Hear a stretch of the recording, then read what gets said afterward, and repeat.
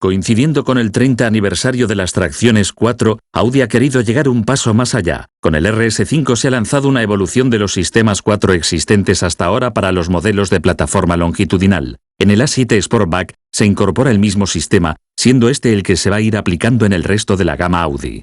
La dinámica del vehículo le permite gozar al conductor de unas características de conducción deportivas, especialmente en los trazados virados. Pero no solo eso. La seguridad dinámica aumenta y se amplía el rango operativo de trabajo del 4 cuando se enfrenta a situaciones difíciles. La ubicación del nuevo sistema 4 es la misma que en las anteriores versiones, a la salida de la caja de cambios. Acoplada al final de esta, sigue siendo, de cara al cliente, un componente completamente mecánico exento de mantenimiento.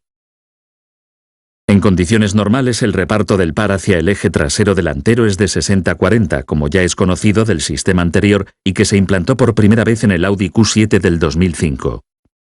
La importancia de un 4 es redireccionar el par al tren motriz que tiene más capacidad de agarre y de transmisión de par al suelo. En estos momentos el eje delantero tiende a perder capacidad de tracción. El 4 redirige el par inmediatamente al eje trasero, en este caso en una proporción mayor que en sistemas anteriores, 15-85 delantero-trasero.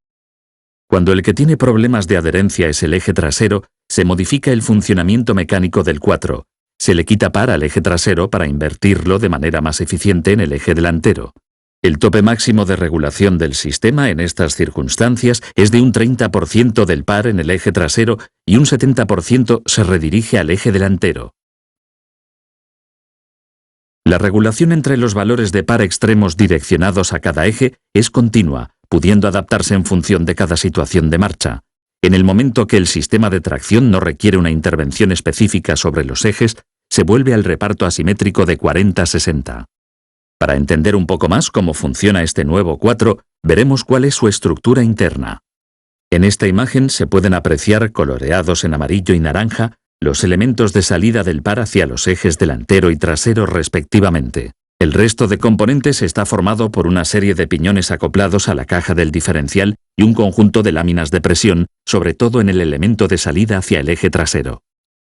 Aunque aquí estamos mostrando un despiece, realmente, a nivel de postventa no lo tiene, tratándose de una pieza única y ensamblada a la caja de cambios. Ni siquiera el aceite de lubricación que baña todo el conjunto tiene mantenimiento. Esto es importante de cara al cliente, ya que es un sistema que, al igual que los anteriores, no exige de mantenimientos concertados. Pasemos a ver de manera sencilla cómo funciona internamente. Lo primero e importante es saber que los diámetros de salida de los elementos que transmiten el movimiento hacia los ejes delantero, amarillo, y trasero, naranja, son distintos. Esto significa que el reparto de par en condiciones normales va a ser asimétrico. Por tanto, en estas condiciones normales de uso, del 100% del par que entra a la campana del 4 con engranaje de corona, se reparte un 60% al eje trasero y el 40% al delantero.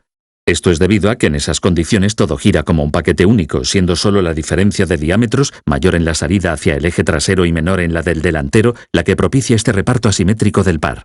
En el momento que el eje delantero deja de tener el suficiente agarre, por ejemplo al pisar una placa de hielo, el giro independiente de los piñones internos del engranaje de corona permite aumentar el par disponible para el eje trasero, reduciéndolo del delantero. Es importante observar cómo el sentido de giro de estos piñones hace aumentar el par transmitido, utilizando para ello el conjunto de láminas de transmisión del conjunto de engranaje de corona. Se puede apreciar que al alcanzar el eje trasero, la placa de hielo, el sentido de giro de los piñones se invierte debido a la diferencia de giro de ese eje al perder adherencia. Esto cambia el sentido de flujo del par. De nuevo es el paquete de láminas de transmisión el encargado de reenviarlo.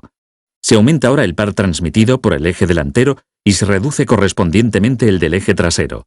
También se puede ver que en los momentos que ambos ejes pueden transmitir el par adecuado, el sistema vuelve a trabajar como un conjunto, volviéndose al reparto asimétrico de 40-60. Aunque la nueva tracción 4 de Audi puede llegar a extremos de conducción sorprendentes y en situaciones adversas, Audi sigue implementando funciones en pos de la seguridad activa y la dinámica de conducción. Esta nueva función se denomina Torque Vectoring. Es una función electrónica incluida en la unidad de control del ABS ESP y por tanto es de serie. Se emplean los sensores de aceleración transversal y de magnitud de viraje y en función de ello se determina cómo afecta la fuerza centrífuga en el trazado de una curva a la masa del vehículo. Esto es importante ya que dependiendo de cómo afectan estas fuerzas al vehículo, el reparto de par en cada una de las ruedas tiene que ser el adecuado. Como un diferencial delantero convencional no puede determinar esto, en estas condiciones de marcha, enviaría el par a la rueda del interior de la curva. Esta acción haría perder capacidad de tracción, ya que debido al desplazamiento de las masas en la curva, la rueda interior se descarga, reduciéndose su capacidad de transmitir par.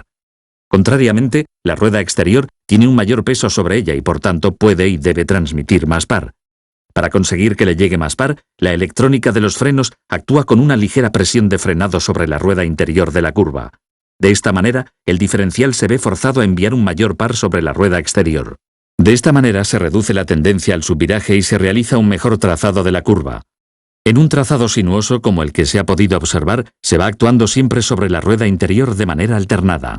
El torque vectoring puede ser aplicable en versiones de tracción delantera o en cuatro. El tratamiento que se hace del par en el eje trasero con diferencial convencional, aplicando los frenos de manera selectiva, sigue la misma rutina que en el eje delantero.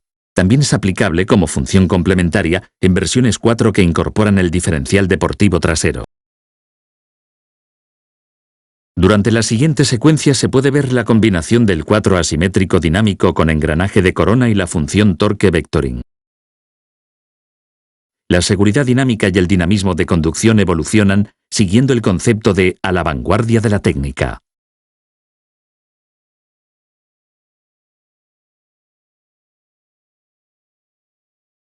En esta perspectiva en planta, se puede apreciar que el efecto del freno, de manera ligera, sobre las ruedas interiores, produce un aumento del par de tracción en las ruedas del exterior de la curva. La línea verde representa el vector de trazado que ayuda al vehículo a entrar y trazar la curva de una manera ideal.